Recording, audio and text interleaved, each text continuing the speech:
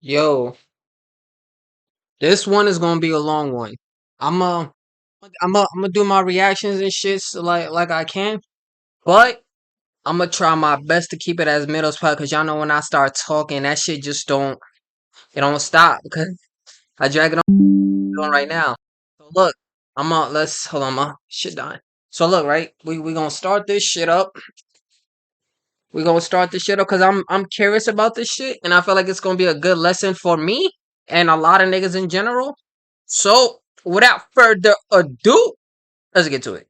I thought that there was absolutely no way that this story can get So, this is about the breakdancing dad drops more receipts exposing gold digger. I haven't been following this a lot. I followed it after his first response. So, I'm gonna be watching this if y'all haven't watched it either. So, let's get it. any more crazy than the last update that I gave you guys, but I was absolutely wrong. Shout out to Ben Hart, the breakdancing Bitcoin dad. Remember him, who was outed by his daughter for being a deadbeat that just abandoned the family. I did an update that was about an hour long last week where he gave information about having a feminist man-hating judge lock him for a term of a year behind bars. Yo, be careful out there, bro. Be careful the type of woman that you choose to marry and be the mother of your child. For not paying $100,000 to his wife, who he already I know you never know until it's too late, but just please, fellas, please be careful. gave 97% of his assets to. Well, he just dropped an hour and a half update going into more detail, exposing this judge for filth even more, exposing the toxicity of the well poisoning mother even more. So you guys already know we must get active. I'm gonna have this video on plus 25% speed. If you don't want my comments, go click down up in the video and go check out his original content, as well as showing your support for him. Compliments of the MT Army. With that, Hold on, should we do that? Cause I definitely want his opinion, but if the original video is short, nah, he said it's an hour and 30 minutes, and I love tag the original video, bro. Not many niggas do that. Judge Leslie Alden had just It's still the same. now for 18 Shout out to years, Wanda. since December 6th of 2006. No issues whatsoever. We have a fantastic marriage. So big experience. Her practical and humorous insights on family issues are often featured on shows like Fox and a book. was my ex had destroyed my business by issuing subpoenas. I had also agreed to give my ex 1 year in My bad, y'all. Further ado. Alright, let's go. Judge Leslie Alden had just sentenced me to 1 year in jail for contempt of court as part of my divorce. I knew the instant that I saw Judge Alden's haircut that I was finito, gonzo, histoua. Here's what happened. I had allowed my ex-wife to take 97% of the marital assets, which totaled $1.7 million for her. When the judge and the wife have the same exact haircut, you know you in a world of hurt. I left myself with $72,000, which was quickly consumed by lawyers. Inexplicably, I had also agreed to give my ex-wife an additional $100,000 in cash above and beyond the marital assets that we had. 1.8 fucking million dollars, bro. And you talking about this nigga wasn't in your life, and what did you do to earn that? You just fucked him, forced him. Like, so if anybody tells me it's hard being a bitch in this day and age, shut the fuck up. So my ex-wife was supposed to get $1.8 million, but I was only able to come up with $1.7 million. I was $100,000 short. The reason I was $100,000 short was my ex had destroyed my business by issuing subpoenas and deposition requests to my clients. She thought there was more hidden money and more hidden income out there for her to find.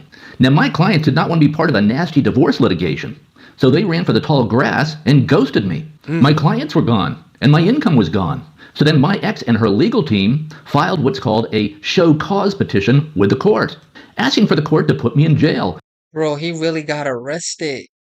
There's the booking number and everything. That's tough. For contempt of court, for failing to come up with the final $100,000 due. Because he was so generous. Gentlemen, do not be this generous to someone that wants to end you. If he was never this generous, then him getting locked up for being unable to pay $1.8 million when he already paid 1.7, him being so careless with his money allowed his op to take him for a loop. Before the hearing because I owed them a lot of money. So I went into Judge Alden's courtroom without a lawyer. The next thing you know, I'm buck naked and getting a full body cavity search by police officers in the basement of the Fairfax County, Virginia jail before getting into my prison jumpsuit and changed to 11 other inmates. Okay, let's go back to the beginning and find out how I got into this situation. And I touched on this story in a previous video, but people in the comments of that video are asking for a lot more detail. So here goes. And get ready for a really insane story. Actually, beyond insane.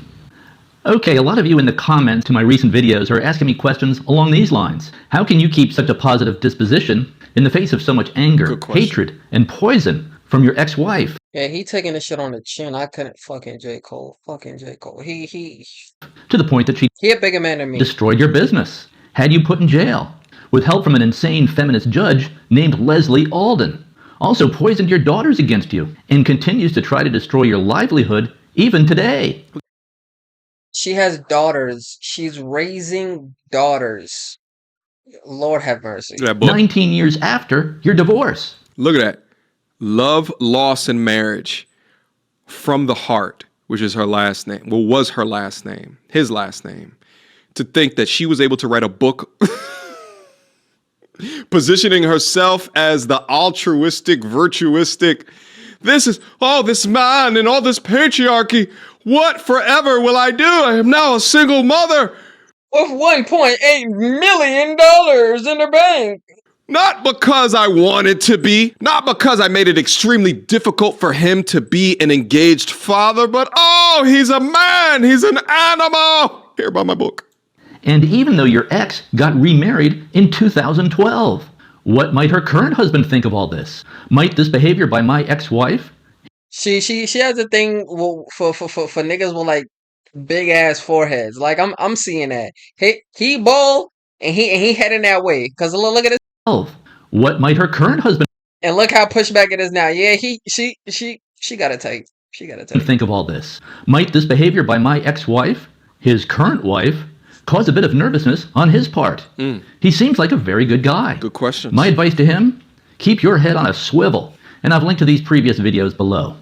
My ex-wife Betsy even wrote 2 books trashing me and presenting herself as a picture of virtue. The title of one of her books is It Takes a Parent to Raise a Child, which is a play off Hillary Clinton's book, It Takes a Village to Raise a Child.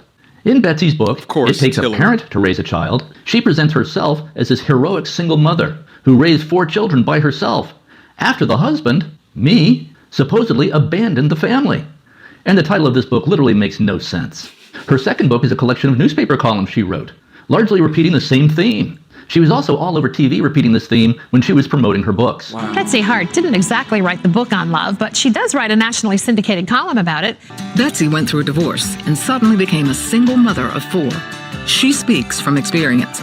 Her practical and humorous insights on family issues are often featured on shows like Fox and Friends and other media outlets.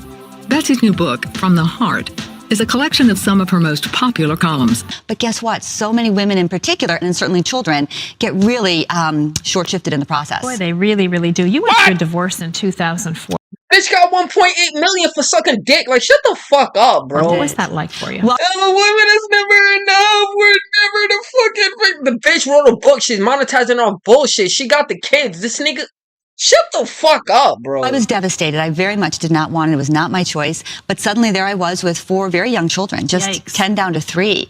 And I was sort of thinking, oh my goodness, what do I do now? Fortunately, I had a wonderful support network and I had a wonderful church life and was already walking with God. And then he used that to come in and draw me, I think, so much closer to himself. And over those 8 years, learned and grew a lot and learned through adversity and to let my children see me in adversity and not have to pretend, oh, this is all great. With $1.8 million in the bank. Oh my God, what adversity are you going through, bitch? Oh my God, I wonder which golf course I'm gonna go today. Oh my God, kids, what do you want? And then he said that he put money in their college fund. Yo, she had the fucking world and still wasn't happy, bro. And still playing victim. And Great. niggas, please be careful. Please, please, please be careful.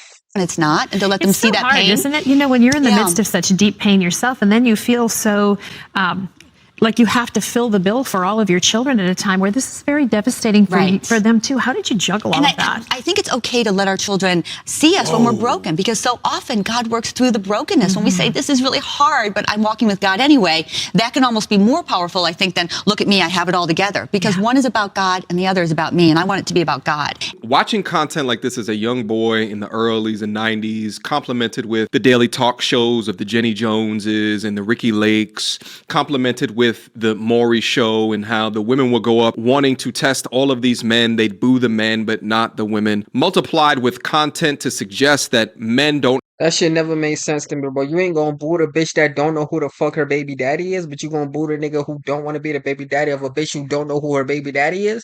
Are you dumb? Have emotions and or feelings, Whatever. and I'm a let's clown. objectify men such as things as their penis size. Does size matter? In conjunction with written publications such as Cosmopolitan that would sell these unrealistic standards and dreams to these women unabated with no feedback, divided by political figures such as Hillary Clinton or the most powerful woman media creator in the world, especially at the time, Oprah Winfrey, pushing these ideals of feminism as operatives to construct the landscape that we live in today. That gave way to things such as the Me Too movement and hashtag Believe All Women, and inevitably the rise of RP content. Let's keep going. And then so many of those columns made it into my book, From the Heart, and with a lot of more backstory and sort of putting the whole story together. Fix your weave, bitch. Like, fix your wig. Like, what the fuck is this? About making wise choices in relationships, about asking for what we as women really want. I'm newly engaged, and we'll be married this fall. That's very and exciting. after 8 years as a I wonder who paid for the marriage. single mom, I'm very grateful. So that's all in From the Heart. Until now, You're not a, yo. Somebody who was raised by a single mother, and y'all let me know if your mother had 1.8 million fucking dollars. Would the lifestyle you have been as troubling and as struggling as it was for you right now?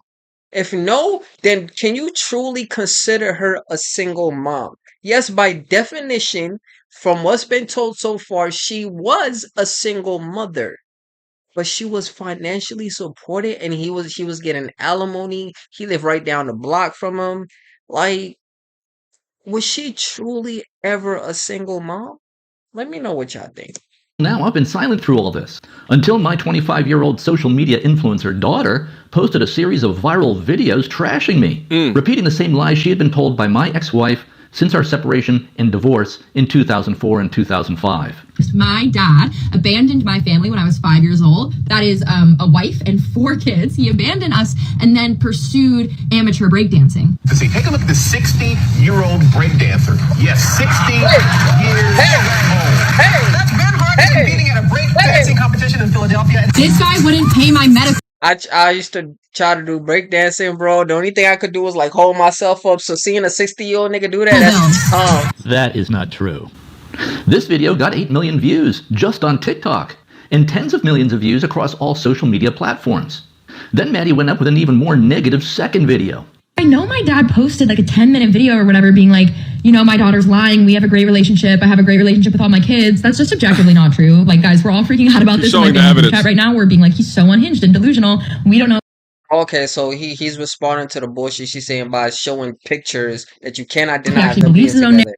And you see that they're progressive. She's getting progressively older as the pictures go. Narrative, or if he's lying on purpose, but he's just like a weird guy. Yeah, he said he lived down the street from us. That's not true. Or like if he did, it was only for a few months maybe, but I don't want to get into this. So which is it? It's not true of those few months. Look at him at Christmas parties and shit. Like again, like my video was basically like sanitizing the situation. So it's 3 girls and 1 boy. Okay, because I thought it was just all girls. Because the bitch said I have 4 girls, but whatever, I guess. And like poking fun at the lightest parts of that childhood trauma, but obviously look, he looks like he's in his 20s right now. He does not look like the kid from back. Like even this one, like you could tell he's sanitizing 18. the situation and like poking fun at the lightest parts 12, of 13. that childhood trauma, but obviously in real life it was a lot more like complicated and traumatic, and it was really hard. He left us, immediately married another woman. We didn't hear from him for years, and then he would visit every few months and we'd go out to dinner, but like he truly had no hand in raising us at all. This looks like a vacation. You were taking vacations, bro. and he was at your graduation, but he's a dead. So growing up, I honestly don't know the nitty gritty of the financial situation. I really, really don't. Bottom line is, this guy was a completely absent father. And this story blew up all over the internet in the media. Her dad apparently became like a D-list celebrity, became the oldest actively competing breakdancer in the world, went on Good Morning America, went super viral, etc., etc. But she added that he wouldn't pay her medical bills. Then comes Ben, stage name Benihana, with a 10-minute reaction video and some pretty good-natured corrections. He claimed he lived close by after the divorce, did pay medical bills, child support, put money into a college fund to the tune of around $5 million all in all to cover the cost of the kids, and said he saw his kids often when they were growing up. I think it ended up being more like $4 million, but the absolute opposite definition of abandonment. Like attaching a Yeah, bro, that shit. What single mother y'all know had $4 million and her husband is still involved in her shit? People, bitches just love to play for sympathy and bought that shit the fuck up. abandoner to his brand while also he's paying $4 million is insane work. He didn't Like, let a nigga let it be a son that posts that shit, and let's see if he would get the same traction as a fucking daughter posting that shit, and how many people will go about it and quickly condemn the mother. Let's say the roles were completely flipped. It was a son bitching about how his mom was a deadbeat or whatever the case might be. How would you let me know if that would have got the same response as this video? From his daughter's perspective as a 5-year-old, it might seem like abandonment, but that in his opinion, it was not a totally accurate account. Whilst we watch this father-daughter union play out in real time, obviously Elon Musk weighs in to tell Ben, you're awesome. I didn't even know. But this has got me thinking. Ben is getting absolutely dragged online with people calling him a deadbeat dad and like loads of other grim stuff. Are these internet call-outs fair? Like, should we be airing our dirty laundry on TikTok? Because I've seen these happen time and time again, and it always turns out that there's another side to the story. Now, I don't really blame Maddie for any of this, though she is 25 years old and should know better. And she's just repeating the lies she's been told by her mom for 19 years. Even if her mom told her lies, you was still in her life. She's not blind unless the bitch got selective memory. She could still see that you were there in her life. So why would she still believe her mom when you're there in the fucking...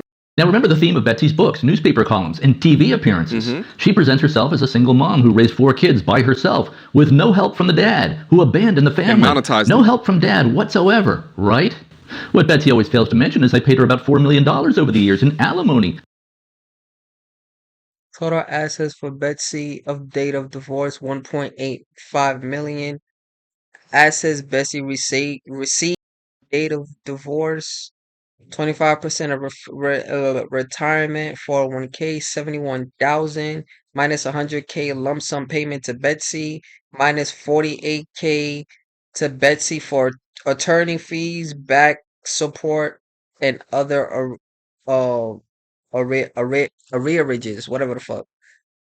Liquid access, $2,200. Retirement, $2,263. Cash value of life insurance, 100 grand. A condo. She has a fucking condo which was valued at 140,000, and another 100 lump sum payment of 100k.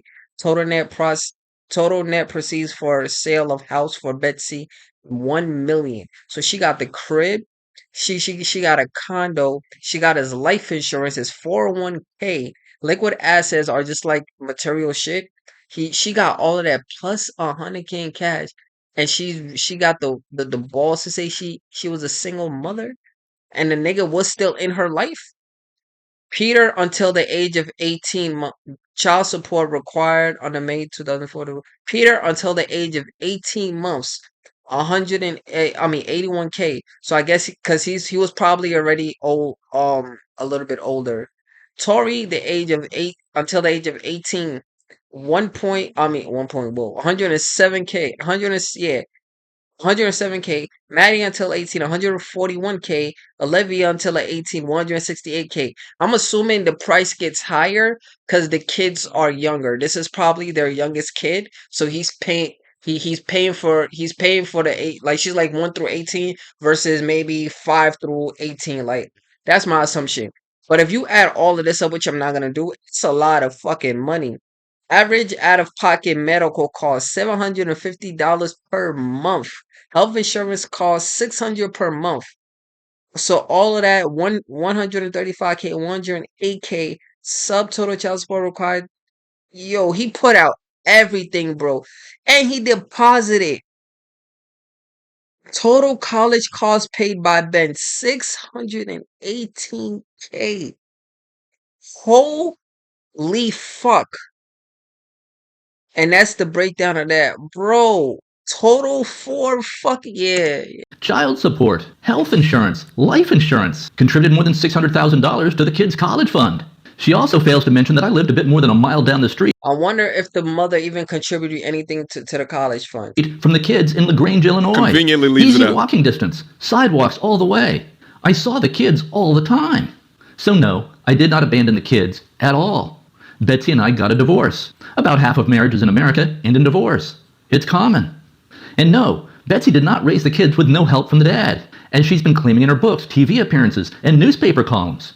She also took every legal action possible to prevent me from seeing my kids, including filing a motion to prevent visitation. During our divorce proceedings, Betsy destroyed my business with her subpoenas and deposition requests to my clients. So my clients ran for the tall grass. I then fell short on payments. Betsy and her lawyers then filed a show cause petition with the court. And he can't even like fight this back because this already went through court and the judge just said, fuck you, bro. Just straight fuck you. He was in jail and now his character is tarnished. So is he gonna get any type of reimbursement for any of this shit? And being a man is easy? Okay. Court, asking that I be put in jail for contempt of court. So that's what happened when I had the misfortune of entering the courtroom of this feminist judge, a woman by the name of Judge Leslie Alden. I knew the instant I saw Judge Leslie Alden's haircut that I was in big trouble. And then when I saw how she looked at me, and by the tone of her questions, I knew I was dead in the water. They probably knew each other. Finito, gonzo, histoua. Another theme of the comments in my previous videos is people want to know more about my second wife, Wanda. Yeah. Wanda and I have been happily married now for 18 Shout out to years, Wanda. since December 6th of And she looked like she from where, fellas? Uh-huh. Passport bros, we up. 2006. No issues whatsoever. We have a fantastic marriage. So a big part of this video will be contrasting my two wives. My ex-wife, Betsy, with my current wife, Wanda. Let's go. I'll also be talking about how the family... Wait. We have a fantastic marriage. So a big part of this video will be contrasting my two wives. My ex-wife, Betsy, with my current wife, Wanda. Let's go. I'll also be talking about how the family law legal system is totally rigged and stacked against dads, to the point of absurdity, to the point that it's pretty much financial suicide for males to get married today. My hope with this video and my other videos is to help dads out there who are divorced or who are getting divorced to avoid the many mistakes that I made in my divorce, because I made every possible mistake in my divorce that it's possible to make. The good news is my son appears to be unaffected by all this drama. Our relationship appears to be fine. I see my son Peter all the time. I met Wanda at a karaoke bar, and what attracted me most to Wanda is her incredible story.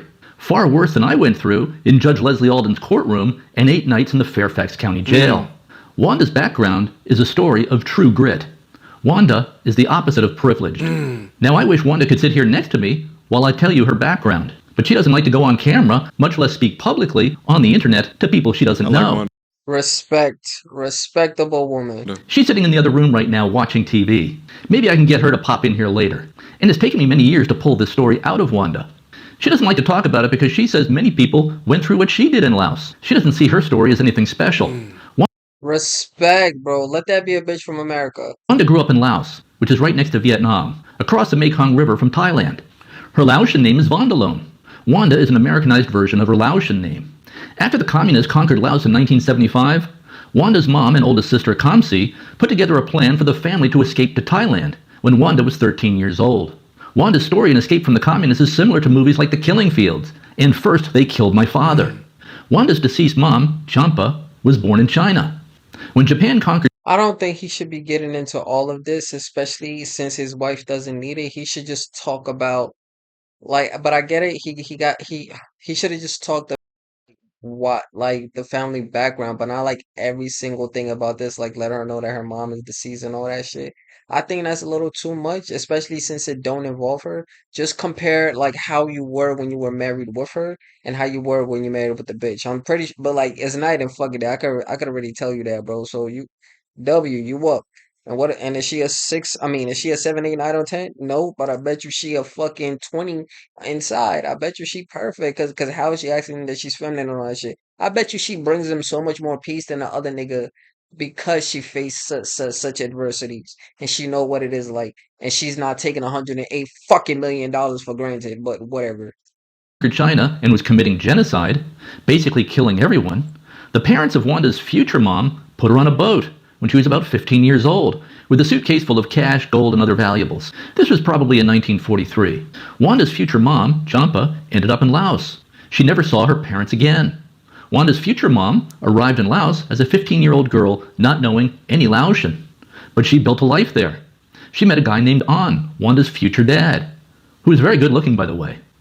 Wanda has 2 younger brothers, 2 older brothers, and 4 older sisters. Mom was very industrious. She knew the value of gold. So she started a cash for gold business. Mom also made food products, mostly baked goods, and sold them at the local market. She put the kids to work in this business, including Wanda. Mom also bought a bus and started a bus service. Wanda's father and Wanda's oldest brother, Sakta, would drive the bus, and the bus had a route. People would get on the bus at various stops and go to the market in Pak Se. And you think y'all life was tough. Alright. So this was a third profitable business for the family. Wanda's father also worked as a delivery truck driver for the government when the French were running Laos, before the communists took over. The driving entrepreneurial force in the family was Wanda's mom. She made enough money with her baked goods, cash for gold business, and shuttle bus business that Wanda's family was able to buy 2 houses, paid for the houses with cash. There was no such thing as a Respectable mortgage in Laos, at least not that they knew about. The house they lived in overlooked the great Mekong River. The other house was for their extended family. So they got to be very well off financially by Laotian standards of that day. Then the communists conquered Laos in 1975. Wanda says we could hear the bombs and gunfire all day and all night. And I, as a teenager, remember following the news about the expansion of the Vietnam War into Laos. My dad had been a speechwriter for Richard Nixon, so this was a story we followed very closely. As a result of U.S. bombing of the Ho Chi Minh Trail in Vietnam, the Ho Chi Minh Trail was rerouted through Laos. The Ho Chi Minh Trail was the route through the jungle that the North Vietnamese communists were taking to attack South Vietnam. So now the Vietnam War was coming through where Wanda and her family were living. Wanda says that one day life was great, and then suddenly the war was in her backyard. There was carpet bombing from U.S. bombers, and the communists were coming in.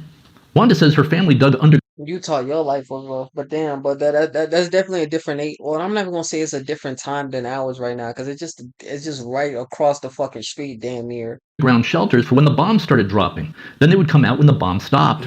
Wanda and her family did not even really understand what was happening or why these bombs were falling. Wanda's family were just rural people. This just became normal life for us, Wanda says. The bombs would start falling, we would go underground, then we would come out when the bombs stopped to resume life as usual. But when the communists conquered our country, they rounded up many people and put them into labor camps, including Wanda's brother-in-law, Kikyo. He was married to Wanda's older sister. Kikyo? Okay. Life expectancy in a Laotian communist labor camp was less than 2 years. When the communists came in, they imposed martial law. Everyone had to be off the streets at night and in their homes. Lights had to be off by 11 p.m. Propaganda would blare all day and evening from the loudspeakers that the communists had set up on the streets. The communists rounded up anyone who'd served in the military under French rule, or who was thought to be an agent of France, the United States, or who was thought to have been infected with Western ideas. This included teachers. It also included Wanda's brother-in-law, Kikyo, who had served as an officer in the pre-communist Laotian army. One night, the communist military police knocked She come from struggle on the door of their home. They said Kikyo had to come with them to a meeting. When the communist military arrive at your home late at night to tell you you have to come to a meeting, you know it's probably over for you. The best thing that might happen is you would end up in a labor camp. But it's just as likely that they would shoot you and dump your body in a mass grave. Wanda says that if you want to know what it was like, just watch the movie The Killing Fields, or the movie First They Killed My Father, about the Khmer Rouge takeover of Cambodia. That was us, except in Laos, says Wanda. That's what I saw. Wanda's oldest sister, Kamsi, was a Catholic nun. She's 12 years older than Wanda. And here she is with us in Florida a few weeks ago. She lives in Paris now, and she was here to visit us a few weeks ago. About half of Wanda's Bro, after seeing this, like before, I was like, after this finished, I was gonna play Dragon Dogma 2, but I'm replaying Ghost of Tsushima after this, bro. We gonna Mongolians, bro. Fuck the conquerors and all that shit. But I guess America's a part of that shit too. So fuck America, bro. Oh my god. family is Catholic, the other half is Buddhist. Kamsi was in Why can't niggas just live in peace, bro? Just smoke and chill, bro. Have fun. Stop the violence, bro. Both sides of the war is wrong. There's not one side in is justified, bro. Nothing justifies war. War is lunacy, and lunacy is war. Like, but whatever. I ain't got the power to change shit, so I'm gonna just keep smoking and Chilling with y'all, man. I hope you're not enjoying the content, man. Let's get back to it. In Thailand doing work for the Catholic Church at a refugee camp when the communists consolidated their grip over Laos. So Kamsi was not able to get back into Laos. However, Kamsi was able to connect with some human smugglers who knew how to get people out of Laos to Thailand. That was their business, smuggling people out of Laos for money. You might say they were gangsters. You might also say they were just trying to survive like everyone else. These smugglers were kids, in their late teens and early 20s. And Kamsi had some gold. Remember, Mom had built a nice cash for gold business. So Kamsi agreed to pay an amount for each member of the family who the smugglers could get out and bring to the refugee camp. The smugglers always wanted more money. Once Kamsi agreed on a price, they always came back with a new price. The price was always changing, always going up, because they saw that Kamsi had some gold. She would pay half in advance, and half when the family member was delivered to the refugee camp. And Wanda's job in this project at the age of 13 was to help with the transportation of the family on the Laotian side of the Mekong River. The family had a big motorcycle. Wanda was a very good motorcycle rider. The motorcycle was too big for Wanda.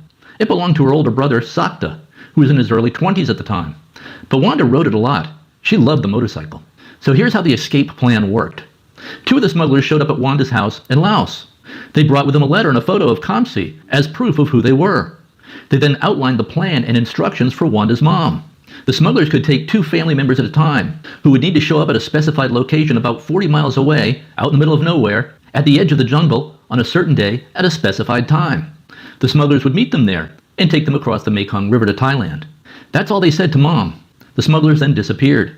At the designated time and day, Wanda would transport two of her siblings on the motorcycle to the drop-off point near the...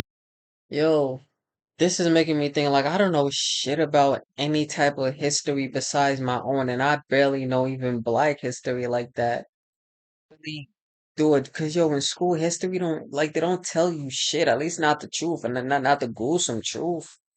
After this, I'm gonna watch some videos about I guess Black history and then just go through everybody's type shit. So y'all let me know if y'all want me to record it, but it's probably gonna be as long as this video too. So, but let's get back into it. the edge of the jungle. This was an 80-mile round trip. On the trip involving Wanda's oldest brother, Sakta, he would drive the motorcycle, and Wanda would ride along with the youngest brother, Kamsuk, between them. Kamsuk was 8 years old. Wanda would wrap her arms around Kamsuk and Sakta so that Kamsuk would not fall off the motorcycle. At the drop-off point, Sakta would take Kamsuk to meet the smugglers. They would disappear into the jungle. Wanda would then ride 40 miles back home by herself. Her job was to come back with the motorcycle, then conduct the next trip, whenever that would occur. On this trip, Wanda was riding the motorcycle back to her house from the drop-off point, but she got stuck at a traffic light on an uphill section leading into the Paksay Bridge. Her motorcycle tipped over while at a standstill because it was very heavy. It was a big bike. Wanda could not get it back up. A communist soldier spotted her and walked over. I was so worried, Wanda says. But she had her papers. You were always required to carry papers, and you were not permitted to leave your town without permission. If she was caught trying to smuggle people out of Laos, she would be taken to a labor camp, or maybe even shot along with her entire family.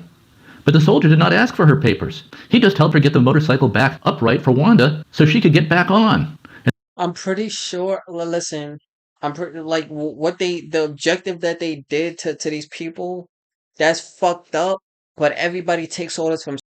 Pretty sure though, like there's good cops out there that just got to take some shitty orders. I mean, maybe not as much as today, but back then definitely you had to do some shitty shit for your supervisors. And I'm pretty sure like maybe a lot of those people that was on the communist side was fucking good people. At least the workers, the officers. Like we all just we're the same, bro. We're the fucking same.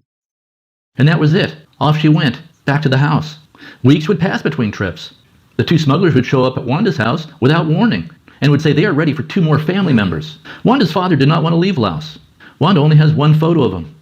Wanda does not know why her dad did not want to leave Laos with the family. Wanda would only see her dad one more time in her life. Hey, honey, how old is your dad when he died? Her dad died at age 62 from cancer. He was a heavy smoker. Wanda's mom was the driving force in the family, the one getting things done, making things happen. She ran everything, told everyone what to do, when, and how. She was tough on the kids. She ran the family almost like the military. And Mom was very focused on getting the family out of Laos. She remembered what happened when Japan invaded China when she Mother always just wants better for her child, bro.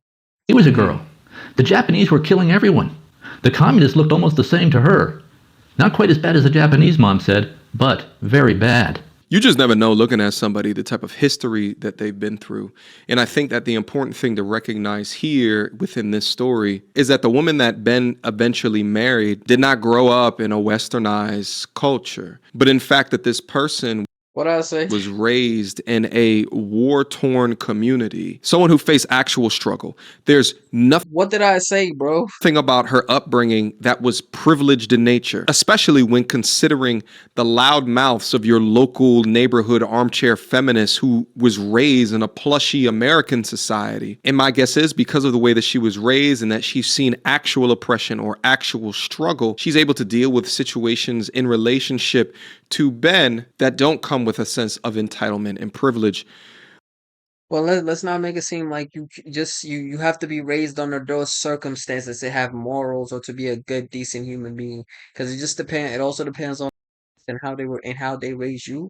You could be raised in the most calmest place, like fucking no violence, no nothing type of place, and still turn out to be a fucking killer.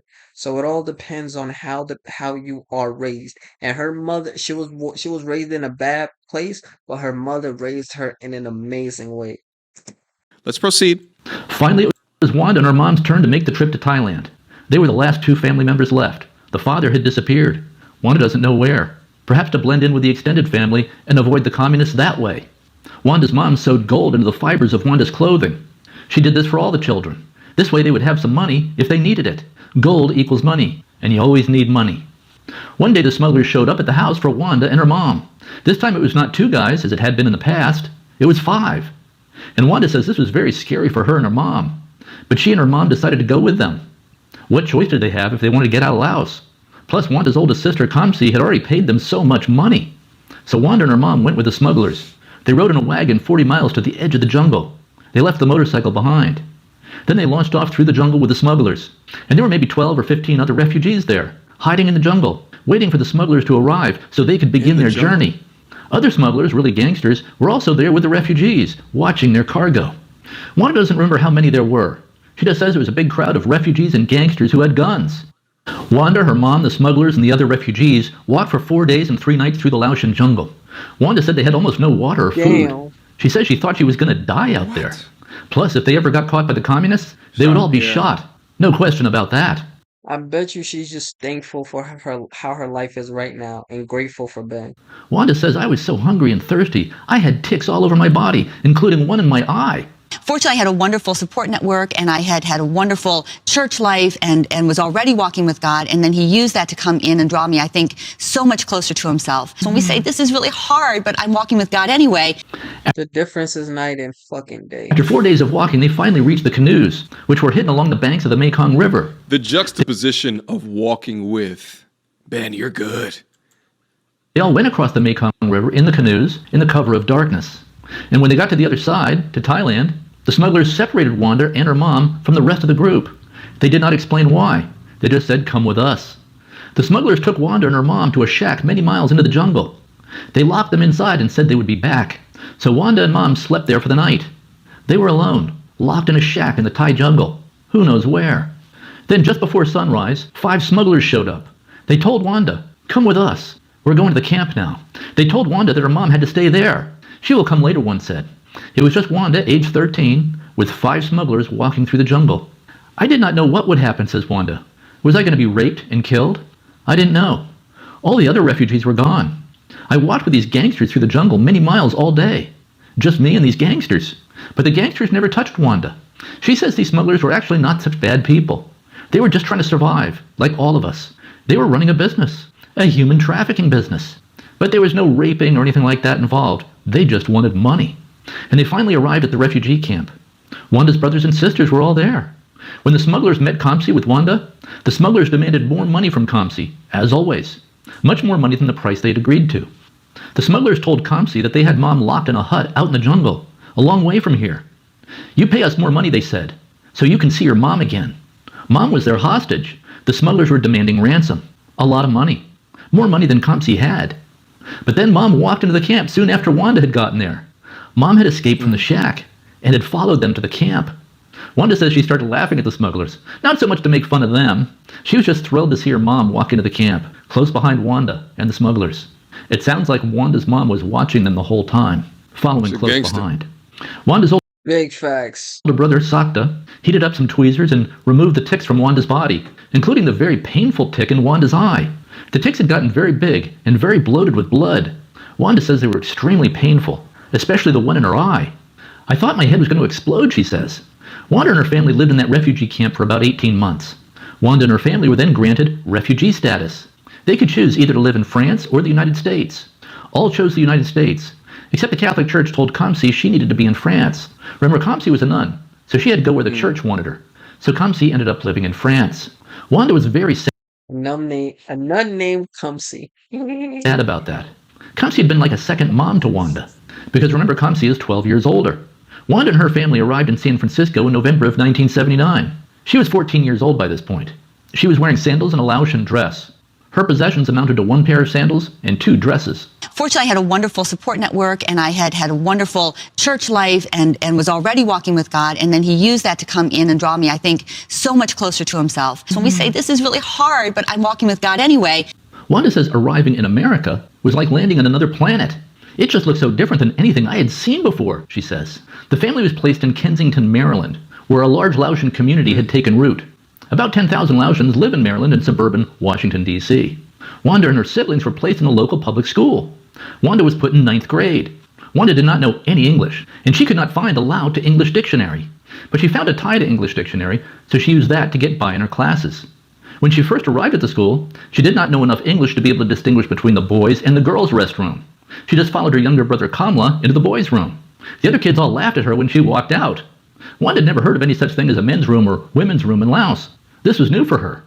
By using her Thai to English dictionary, she was able to get through 9th grade with a C grade average. But her English got much better, so she was able to get through high school, she says, with a B average. Very sadly, Mom suffered a debilitating stroke during her 2nd year in America. Damn. She remained alive, but she was in a coma for 23 years until she died in 2004.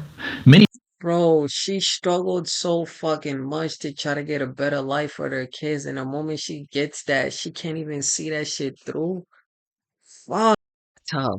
times doctors recommended to Wanda's siblings that they pull the plug on Mom, but the kids refused. So they took care of their mom in a coma for 23 years. This was very hard on the family. They all had to take turns feeding and looking after Mom.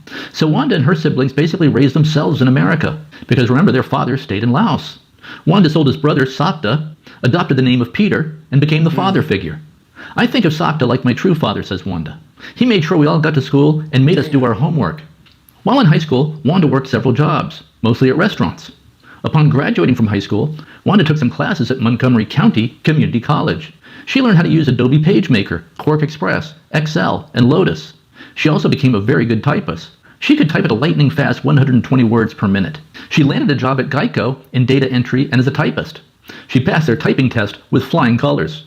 And because of her newly learned desktop publishing skills, she also laid out a number of Geico's publications.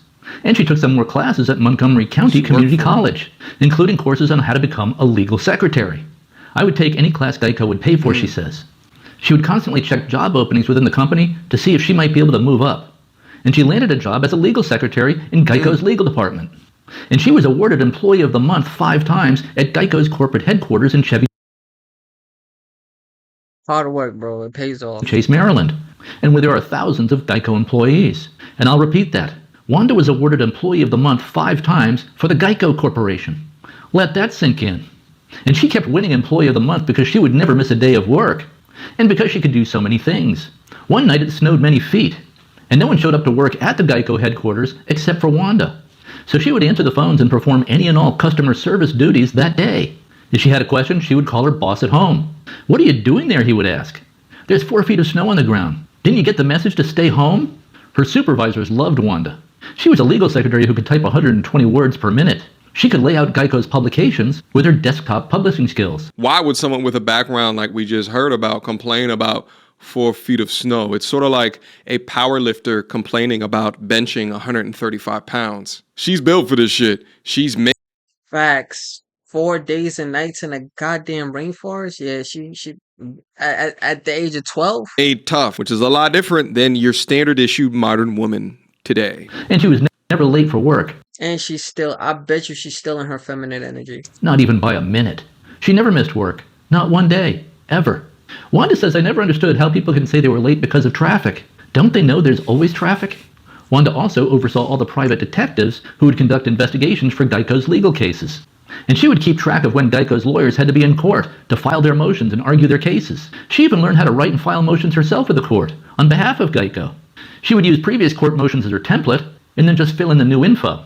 The lawyer then would look it over and make some adjustments to the motion, but Wanda had already done 90% of the work for the lawyer. She essentially ran the legal department at Geico. Do you know you're supposed to be in court in 30 minutes, she would tell a lawyer. You need to get going now. Her brother-in-law Kikyo did manage to escape the communist labor camp in Laos after 5 years there. And that's an incredible story on its own. He had somehow made his way to Australia, where he opened a restaurant and became quite prosperous. And I'm only giving you the bare outline here of what Wanda and her family went through. At some point, I'd like to write the family story. There are so many angles and subplots to their story, like war and peace, and their story could definitely be a movie. Wanda's oldest brother, Sakta, his American name Peter, also became quite prosperous. He became skilled in technology and engineering. He worked 60-hour and 80-hour work weeks for Siemens Corporation, installing security systems and collecting lots of overtime pay. He also bought many rental properties and became a multimillionaire, at least in terms of net worth. He sunk every dollar he had into his rental properties. Wanda also bought rental properties with money she was earning from Geico, plus her weekend job working as an assistant to a major realtor in the Washington, D.C. area. This is more reason as to why I say, you guys, for all of my G's out there that are thinking about marriage, you're not just marrying the woman in front of you, but you're also marrying the family. And if you see behaviors like this, the struggle of nothing to something through grind, consistency, and work ethic, especially coming from their background, then there's a lot of evidence to show the type of people that they are. It doesn't mean that if your girl is cool and then her family is shit, then that automatically means the girl is shit. It's just likelihood, degrees of possibility. It just increases the chances of bullshit or her ability to dive back down into bullshit if that's the environment that she was around, a bullshit ass environment. Let's keep going. Wanda would show properties for this realtor, and she learned the ropes that way. Wanda spends most of her day now managing her rental properties and 27 tenants. She really likes doing that. When I reflect on all that Wanda has been through and all she's overcome to achieve what she's achieved, it more than annoys me when I hear Americans tell me how stressed out they are about life. She escaped the communists when she was 13 years old. She arrived here with nothing, not knowing any English. Her dad had stayed in Laos. Her mom had had a stroke their second year here and was in a coma for 23 years. No excuses. But she was able to make a tremendous success of herself because she has true grit. The same can be said for the rest of her family. These are very tough people. So when we say this is really hard, but I'm walking with God anyway. Wanda can't believe how soft so many Americans seem to be. It's a mystery to her how America somehow became the richest, most powerful nation on the planet. I think we're still living off our laurels from World War II. I think we're a nation in decline. But I love thinking about Wanda as a 13-year-old girl ripping across the Laotian countryside on that motorcycle, dodging the communist soldiers. That's just unfathomable to me. Wanda defines rugged. She has no fear. Wanda also has 2 sons from a previous marriage.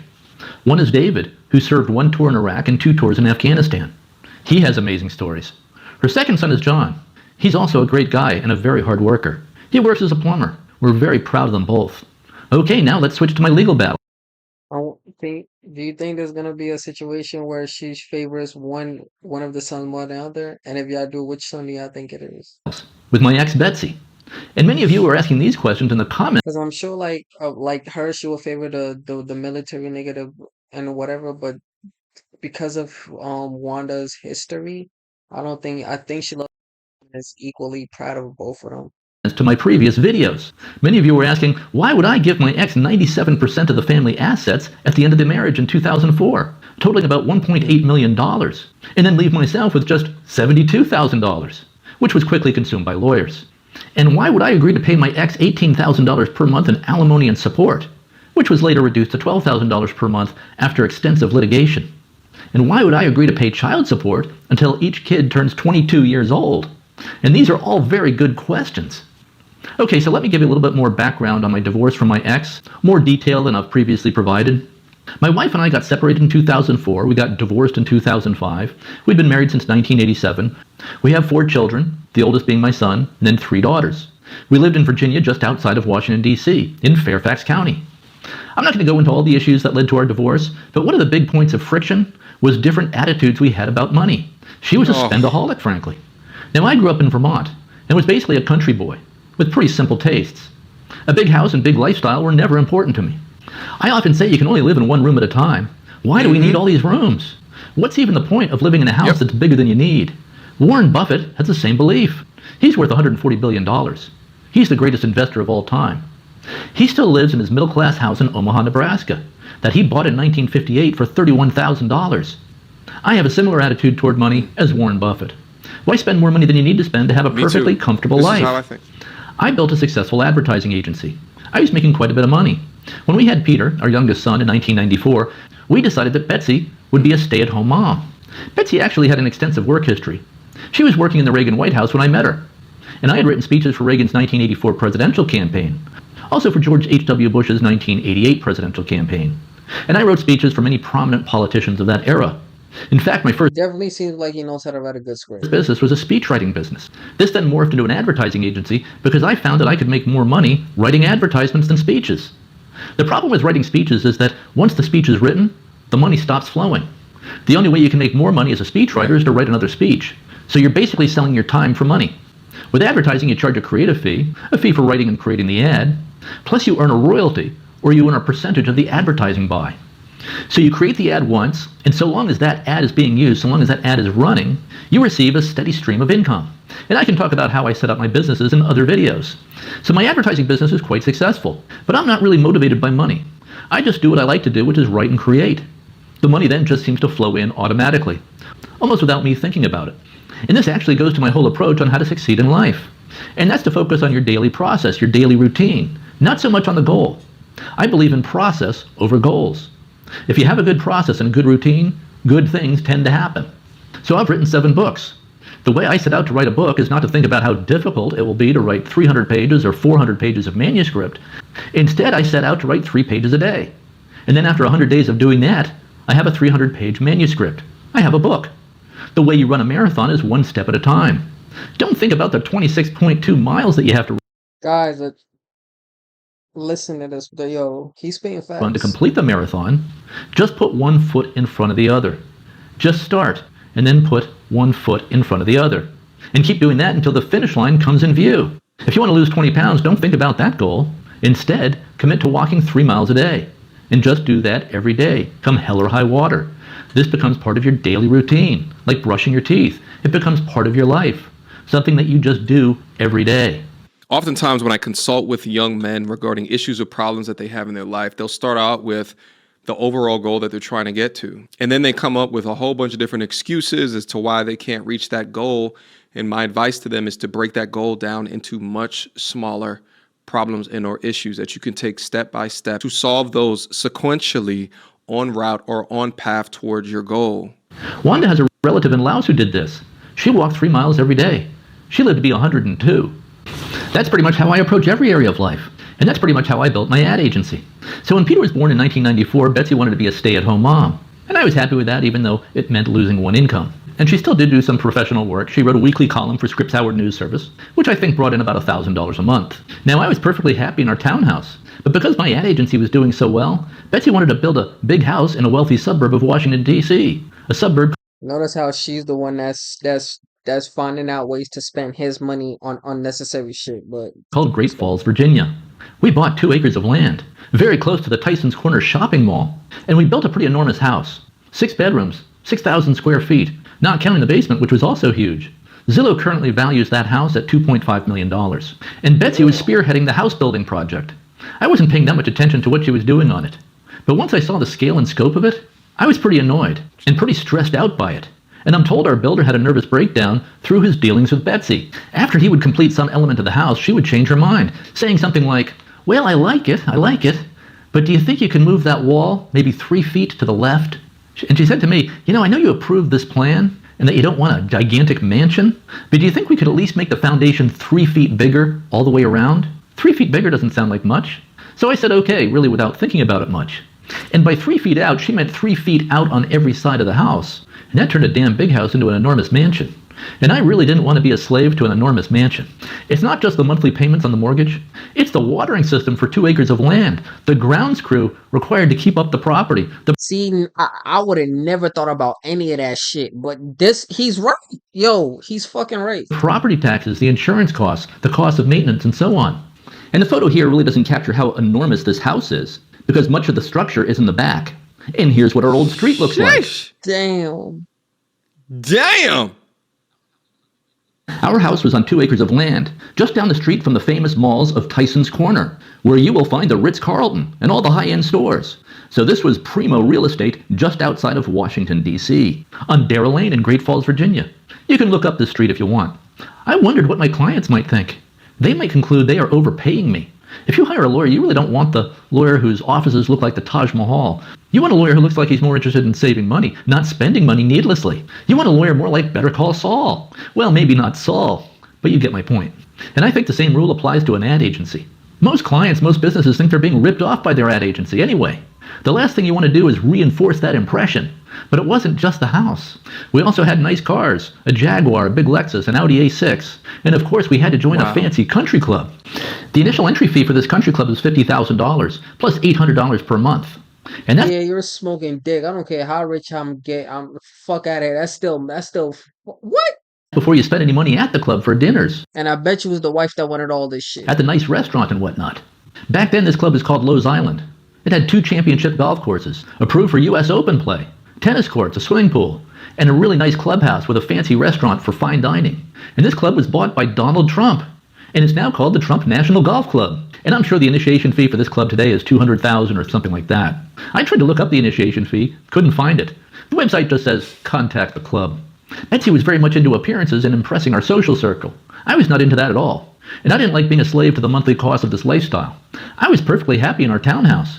Yeah, I knew we'd have to upgrade to a single-family home as more kids are born, but I was not anticipating anything like the house we ended up with in Great Falls, Virginia. Townhouse to what he just showed and the lifestyle of what he just showed. I mean, in her mind, getting married to a guy that can generate income like this, she probably was thinking, damn, I hit the jackpot. And within his mind, he must be thinking that these are the things that you must do in the West to keep your materialistic wife happy. So he bended and folded to something that she didn't even earn on her own. It was through his talents.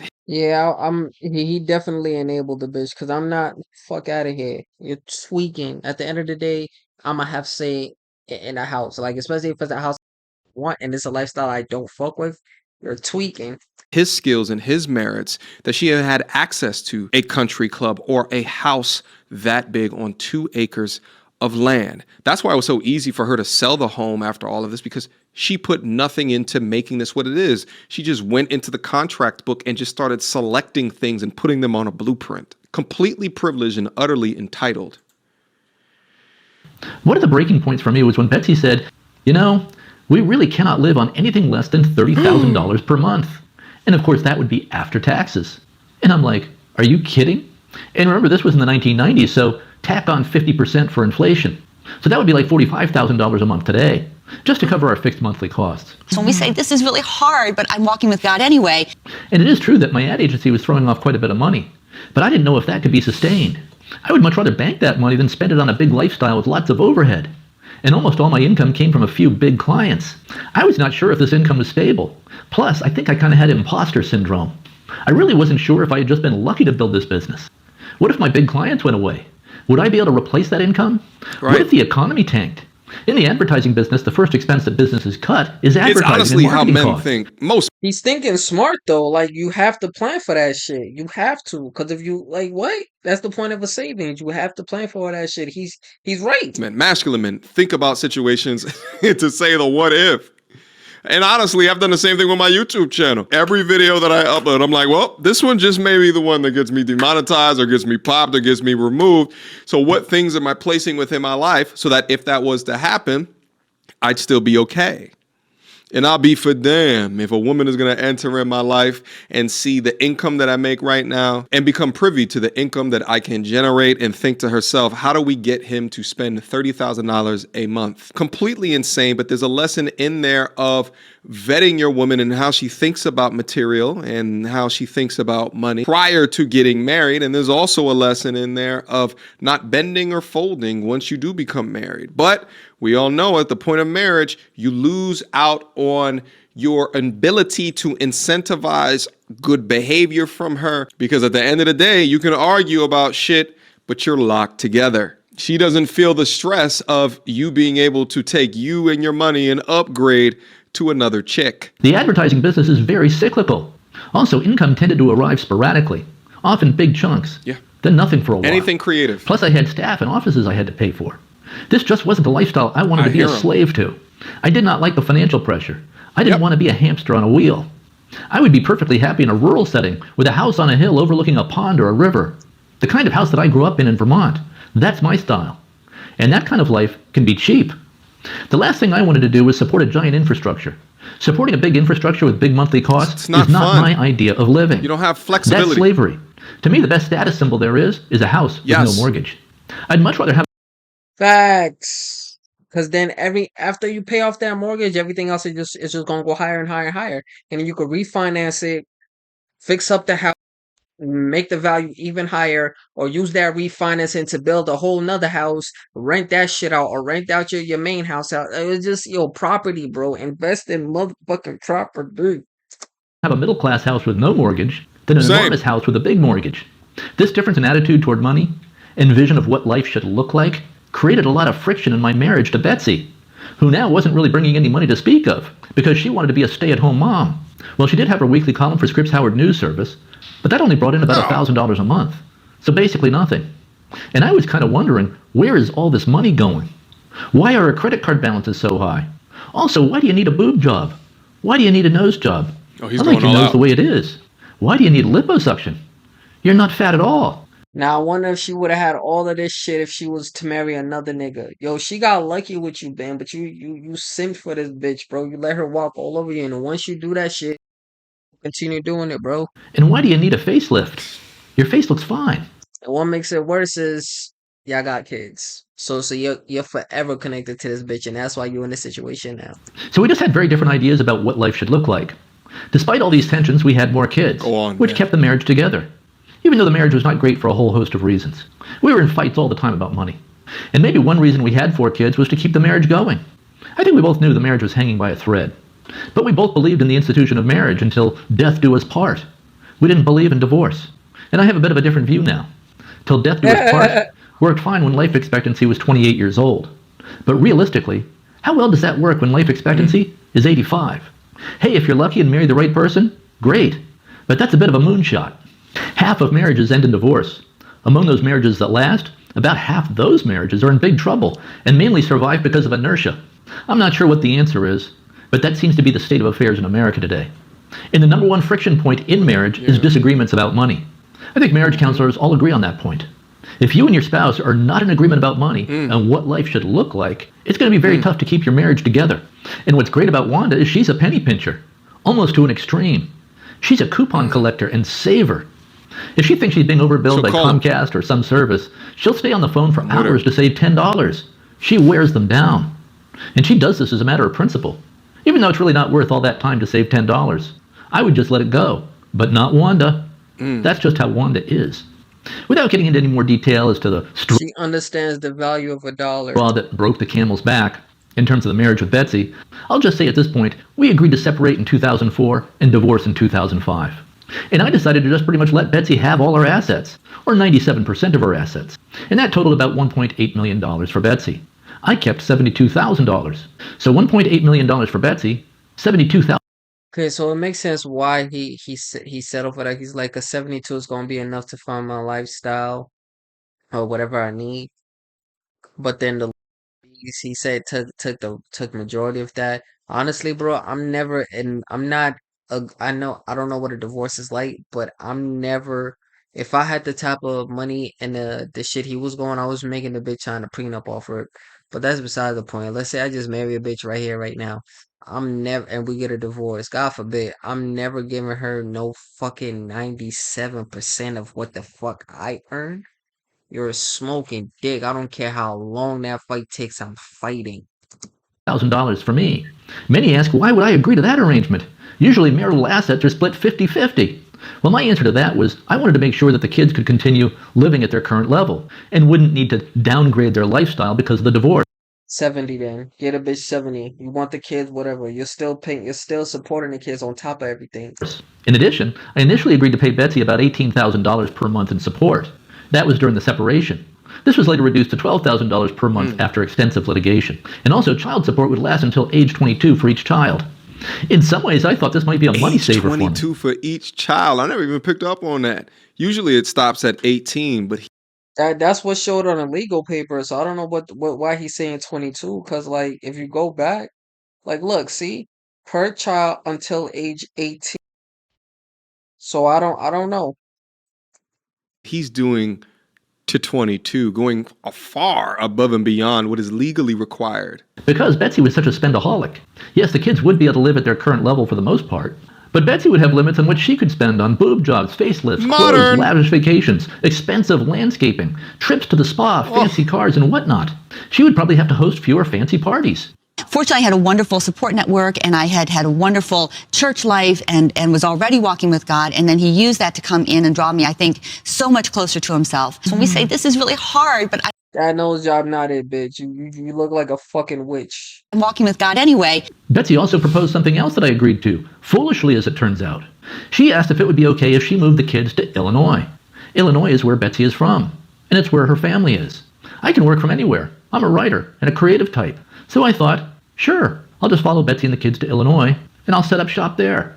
What I did not anticipate is that Betsy would subpoena all my clients. She thought I was probably hiding income and more money somewhere.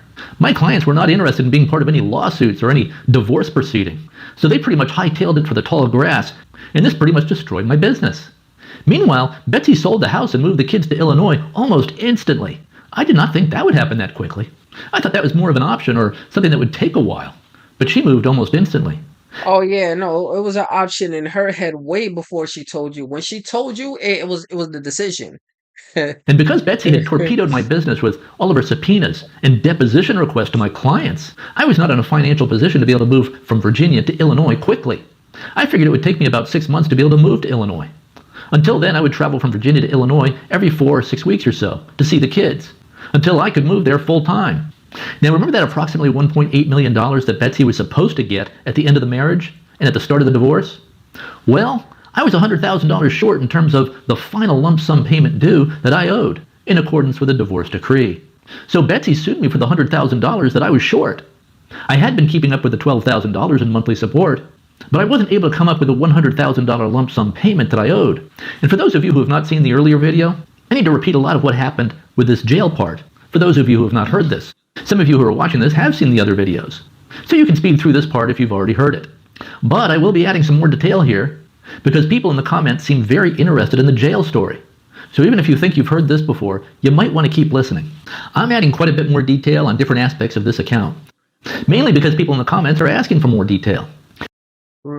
He's going to jail because he didn't pay the 1.8 million, but instead he paid 1.7 million. So just because he was short, the wife and the judge found that enough to send him in jail for 1 year. And while within that year, he still, mind you, gave all of that shit. She still got all of that shit. But just because she didn't get the 100K, he's in jail. And he's still paying for child support and all that shit. He lost his business. He lost his house. And then the kids. Crazy. But I also think the lessons learned from this can help a lot of people by showing dads what definitely not to do. Okay, so it's $100,000 short of the $1.8 million that I owed Betsy at the conclusion of the marriage and in accordance with the divorce decree. But I was keeping up pretty well with the $12,000 per month in support, though sometimes a bit late with payments. And because Betsy kept subpoenaing my clients and requesting to depose my clients, I had to invent an entirely new business, an online business. Instead of an advertising agency, I launched an online education program on how to write effective advertisements and how to use direct marketing methods to build your business. This would ultimately be a pretty big success, But this new business was still in its startup phase when I entered Judge Leslie Alden's courtroom on July 26, 2006. My new internet business was starting to get some traction, was turning a small profit. Students were signing up and paying $38 per month for the program, but it still needed about 6 months to build up to a point where it was throwing off significant income. So I entered Judge Leslie Alden's courtroom with no lawyer. In fact, my lawyers quit the case the day before the hearing because I owed them a lot of money. I was pouring every dollar I could find into my new internet business. So this was kind of a triage situation going on. Triage is where you have to choose which wounded soldiers on the battlefield to try to save based on their likelihood of survival. That was my situation. I had to choose what to pay and what not to pay. I had to pay Betsy monthly support, but could not pay her the final $100,000 lump sum owed. And I could not pay my lawyers. I figured they could wait. I needed to pour every dollar I could find into my internet business, knowing that each dollar invested would be returned in 45 days and would double in about 90 days. And this was early in the internet era, it being 2006. And internet marketing was not something I had really focused on until this point. When I decided to launch this, I didn't even know how to build a website. I was an offline marketer, mainly using physical direct mail, postal mail. So I had to quickly learn how to build a website, how to create an email marketing system and database, how to use Google Ads to drive traffic to my sales letter page, and how to build a membership website that could bill people monthly. Also had to set up a shopping cart, a payment processor, and be able to accept all major credit cards. I also Damn, bro. He had to do. Imagine getting to the point of your life with this, bro. I feel for him, bro, because I understand, bro. Imagine, use my example, like with my court case, bro. I was at the peak of my next thing was my apartment. Everything was good. Then all this shit happened. Lose my cars, lose my job, lose my apartment, and you gotta go back to whether it's living with your friend, living with your mom, living with whoever you could live with until you gotta, and then you gotta build back all over from fucking zero. Save y'all money, bro. Save bread, cause you don't know what the fuck the future holds. And this nigga was fucking he's a smart ass dude, bro. I'm glad I decided to watch this. had to get approved by all the credit card companies to be able to accept credit card payments, which was not easy because my credit rating was horrible by this point. Had fallen to in the 500s. So I had to put up bonds with the credit card companies.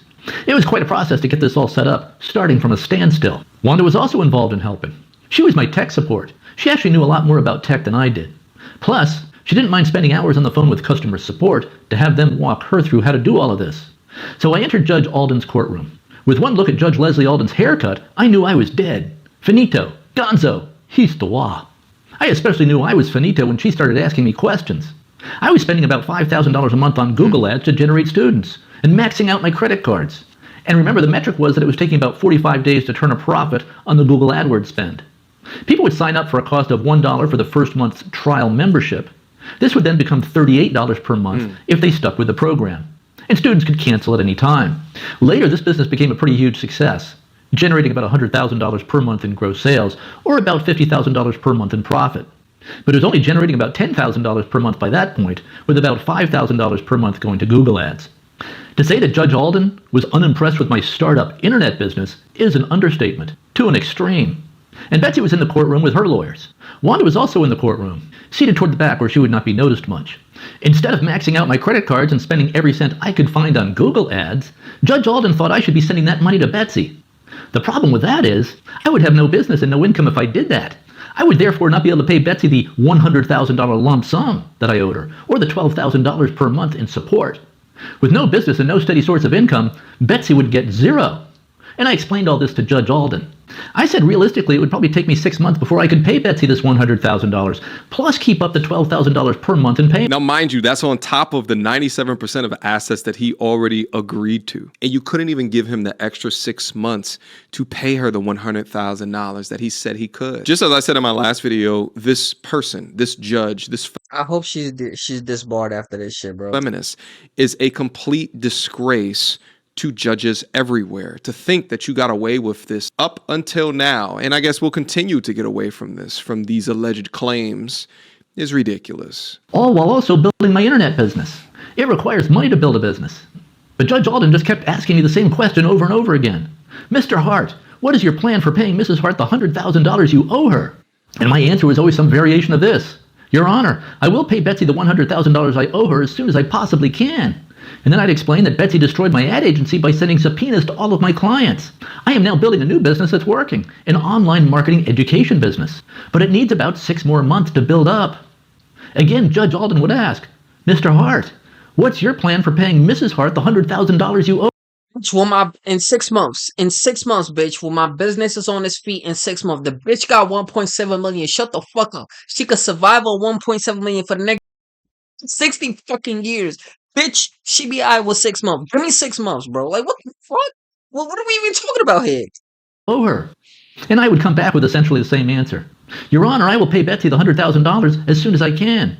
I just need some more time for my internet business to build. Judge Alden had my bank statements and my credit card statements in front of her. She would look at them. And it's true that it looked like quite a bit of money was coming in, especially before Betsy had destroyed my business by subpoenaing all my clients. And even then, it looked like quite a bit of money was flowing in from my internet business. But there was this big Google ad spend. So not much net income yet. Then Judge Alden picked up a copy of a book I had written. It was sitting there on her desk, titled How to Write Blockbuster Sales Letters, which is a great book, by the way. Judge Alden starts reading from the book. She quotes a passage from my book. The people you are writing your sales letters to are not stupid. They are intelligent people. Pretend you are writing your sales letter to Warren Buffett. Anticipate the questions he might have. The people you are writing to are not idiots. She then looks at me and says, I'm not an idiot, Mr. Hart. What is your plan for paying Mrs. Hart the $100,000 you owe her?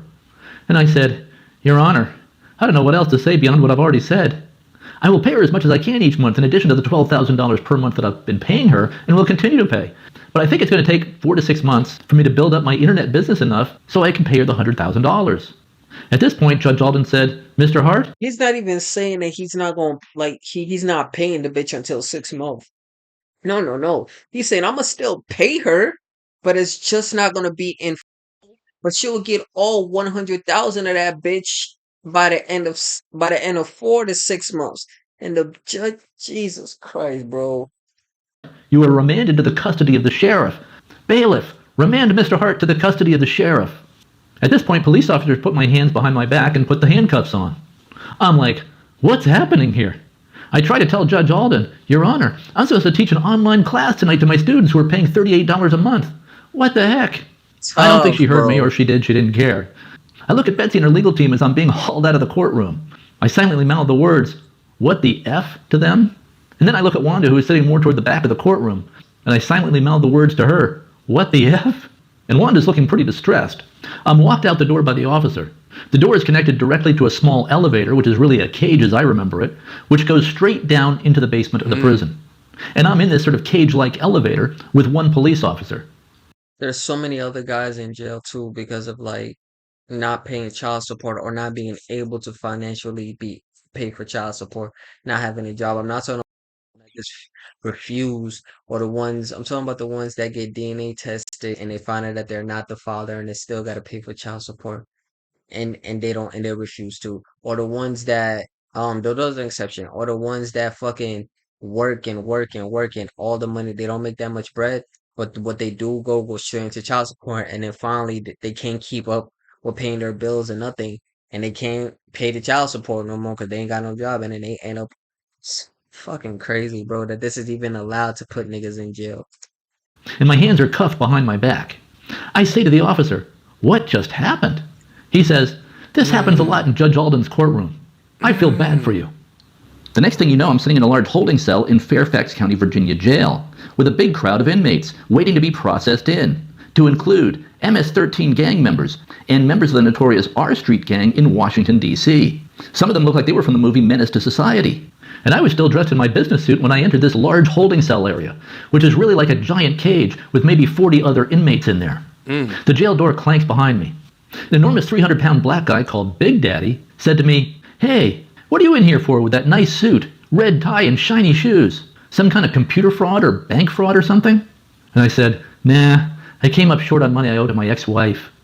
So I launch off into my story about what just happened in Judge Leslie Alden's courtroom. Big Daddy called out to the other inmates. He said, hey guys, come over here. You got to hear this guy's story. This story is great. And they all gathered around to listen. And Big Daddy was clearly the dominant figure in the group. His voice was loud and booming. Plus he was huge. I would guess he's about 6'7". I was sitting on the cement bench next to Big Daddy. We were there for many hours because life in jail is not a fast-moving process. It's definitely not, bro. Especially if you get in there on a fucking Friday.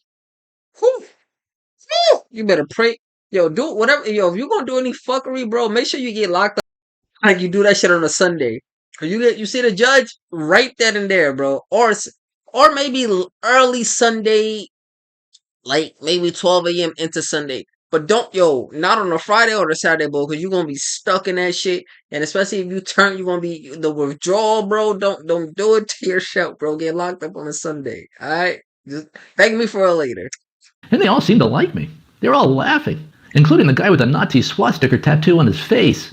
And they all couldn't believe I agreed to give my ex $1.8 million plus the $12,000 per month, and that I was still $100,000 short. Well, actually, I was short more than that because Judge Alden had also awarded Betsy attorney's fees plus interest. So the bill I owed her at this point was $148,000. One guy who looked like a character out of Menace to Society goes, "What the F did you give her all that money for and leave yourself with nothing?" Then Big Daddy says, "Here's what you need to do. You need to phone your ex. And you need to say in your sweetest possible voice, you need to say, 'Dear, sweetie, honey, I can't pay you any money sitting in here,' and then make a deal."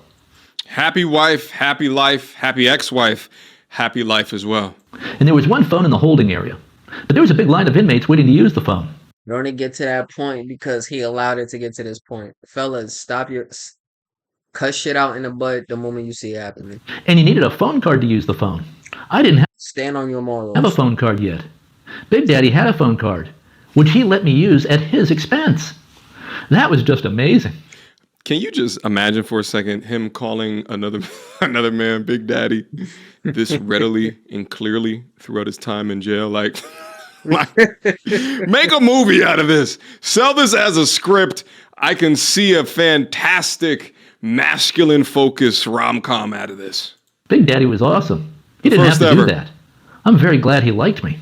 I was able to get Betsy on the phone, but this was a little bit like having a negotiation with Osama bin Laden. She just kept saying, well, you wouldn't be in jail if you had just paid what you owe. And she seemed pretty amused by the whole thing. Fortunately, I had a wonderful support network, and I had a wonderful church life and was already walking with God. And then he used that to come in and draw me, I think, so much closer to himself. So when we say this is really hard, but I'm walking with God anyway. In hindsight, I'm so glad that the daughter put it out that video, because if we didn't, we would have never known none of this shit, bro. Good job, daughter. Good job fucking your family even more and making this fake hypocritical plastic surgeon looking bitch show her true colors, the type of deceiving bitch she is. I bet you all her friends think she the sweetest bitch, and she, oh my god, oh my god, I want to hurt a dog. Oh my god. But now, let it be shown. I walk with God and like, shut the fuck up. Anyway, I also called Wanda to tell her what's happening. She's obviously very upset and cussing out Betsy. And I couldn't stay on the phone long because there was a big line of inmates waiting to use the phone. Plus, I didn't want to run up the bill on Big Daddy's phone card. Then one of the guards called out my name, and I exited the holding cell area with the guards. I never saw Big Daddy again. What a bigger-than-life character. A guard put me in handcuffs and led me to the processing area. I was seated handcuffed to a metal chair next to an officer who was inputting data into a computer. He pulled up my record. He looked at my record and said, "What did you say to this judge to get 1 year in jail?" Wait, I'm here for a year? What for? Judge Alden had never said anything about this. All she had said was, "Bailiff, remand Mr. Hart to the custody of the sheriff." That was all she said. Nothing about 1 year in jail. Doesn't that require a trial and a jury or something? Nope. For contempt of court, a judge can put you into jail for up to 1 year. And then I guess extend it from there if she wants. So this bitch had a choice and she just threw the book at him. So the officer read from the screen and says, "Well, this says you're here for contempt of court. It says you owe $148,000 to your ex-wife, and you're here for a year. How did you get $148,000 behind on your child support?" he asks. To think just she can do this. She can remand someone to custody for a year for him logically stating, hey, I can't pay this extra $100,000 right now, even though she's already getting $1.7 million. To think that the system around these powerful judges, no one stepped up. The idea that before stories like this have bubbled and surfaced to the top, she got away with this all the way into retirement, where she more than likely received a fantastic ceremony, got retirement, funding and bonus, and left her position with the title of honorable. This is far from honorable. And I said, well, it's not really support. I paid my ex about $1.7 million in the assets we had, which was pretty much all our assets, but I still owe her $148,000 to bring the total to $1.8 million in cash up front and at the get-go. I also agreed to pay her $12,000 per month in support. So all in all, I'm $148,000 short in terms of immediate cash due. Why the hell did you agree to all that? Asked the processing officer. Who was this judge in your case? Judge Leslie Alden, I said. Oh, that explains it, said the cop. Yup, that judge really hates men. This happens a lot in her courtroom. After the officer finished inputting my info and giving me an inmate number, I was taken in cuffs to an area and given a green jumpsuit. Now, I said in my previous video that it was an orange jumpsuit, but Wanda reminds me that it was actually green. This was 18 years ago, and I always think of prison suits as orange, but the jumpsuit is green in Fairfax County Jail. The cops then took my business clothing, wallet, watch, phone, and everything I had and put it all in a plastic bag for safekeeping, to be returned whenever I get out. The next thing you know, I'm buck naked and getting a full body cavity search by police officers in the basement of the Fairfax County, Virginia jail before getting into my prison jumpsuit and chained to 11 other inmates. We were led to our cell block. My cellmate was a Cherokee Indian who said he had been convicted of 47 felonies, and right now he's in for attempted murder. We actually got along very well. He gave me lots of great legal advice. He told me I would not really be in there for a year. This is contempt of court. The judge is just trying to scare the shit out of you. Your number one objective right now, he said, is to find a way to get a letter to the judge. You've got to say whatever you have to say to get out of here. She wants you to kiss the ring. Kiss the ring and I'll let you out. Beg me. Show me that you're sorry. Because I am a powerful and strong woman. Hear me roar. Kiss the ring, bitch. That's what's going on in her mind, if I was to take a guess. And this is no white-collar work release type program for non-violent offenders. It's clear Judge Leslie Alden really wanted to send me a message by putting me here. This guy's an There are about Attica. 1,800 inmates in the Fairfax County Jail. The way our cell block was set up is there was one common area that linked to 6 cells where we slept. Each cell has 2 cement beds for 2 inmates. On the cement bed is a thin pad. Barely a pad at all, really. And no pillow. And my cellmate was the Cherokee Indian. We would talk for hours in there. Not just about my legal case, but about philosophy of life and all kinds of stuff. We were locked out of our sleeping cells all day. So the 12 inmates in this cell block were in the same small all-cement common area all day. So we spent all day there just shooting the bull. There was one toilet and one shower out in the open in plain view of everyone. And you got used to it after a while. I got along fine with everyone, even though most were in there on serious violent felony charges. We spent a lot of time talking about how to get me out of there. In fact, that was the main topic of conversation. Everyone agreed with the Cherokee Indian that I needed to write a letter to the judge and offer a payment plan. We talked about how much I should offer. I thought maybe $2,000 a month. They all thought that was way too much. Problem is, if you can't come up with the money every month, you'll be right back here, said the MS-13 guy who was covered in tattoos, including tattoos on his face. Offer $300 a month, said the white guy with a Nazi swastika tattoo on his neck who looked like Charles Manson. I settled on offering $1,000 a month to Judge Leslie Alden and see what happens. Everyone in the cell block thought this was way too much. The Cherokee Indian thought that Judge Leslie Alden would probably let me out if I offered $500 per month. But I decided on $1,000. I wanted to get out of there. I didn't want to take a chance on offering. So you could stand up to prison inmates that's looking out for your best interest, but you couldn't stand up to your wife that put you in that situation. Crazy. Too little. And then maybe have to be there another week or another month or whatever. I also figured Judge Alden isn't stupid. She must know I can't pay Betsy anything sitting in here. And my ex was already getting $12,000 per month. But I could not continue paying that if I'm sitting in here. So it was in everyone's interest to get me out of there pronto, so I could start making money again. The problem is, I could not get a pen. We were not allowed to have anything that could be used as a weapon. After 3 days in there, I got a visit from the head of the prison, the warden himself. He came all the way down to the deepest, darkest hole in the prison to find out what I had done to end up there. Out of the 1,800 inmates, he wanted to talk to me, Ben Hart. I guess he had read my file and wanted to hear the story. So how did you get $148,000 behind on your child support, he asked. And why did the judge put you in here? The warden was talking to me through the bars of a small window in the steel door of our cell block. I explained that I did not get $148,000 behind on my child support. I then went through all the details of how I paid her close to $1.7 million plus $12,000 a month in support, all payments made. But I had fallen $100,000 short on the $1.8 million we'd agreed to. Then the judge tacked on another $48,000 for interest and attorney's fees. Just wasn't able to come up with the final $100,000 plus the $48,000. Who is the judge, the warden asked. Judge Leslie Alden, I answered. That explained it, said the warden. She's a real man-hater. It's also crazy to think that the infrastructure that surrounds around him being processed to the deepest layer of the prison, it costs money. It costs money for the prison. It costs money for the food. It costs money to pay the guards. It costs money for Judge Leslie Alden. And that's coming out of our tax dollars. Well, I guess more accurately, the tax dollars of the people in the state of Virginia. Looks like you really pissed her off. He paused. He looked at his file of papers.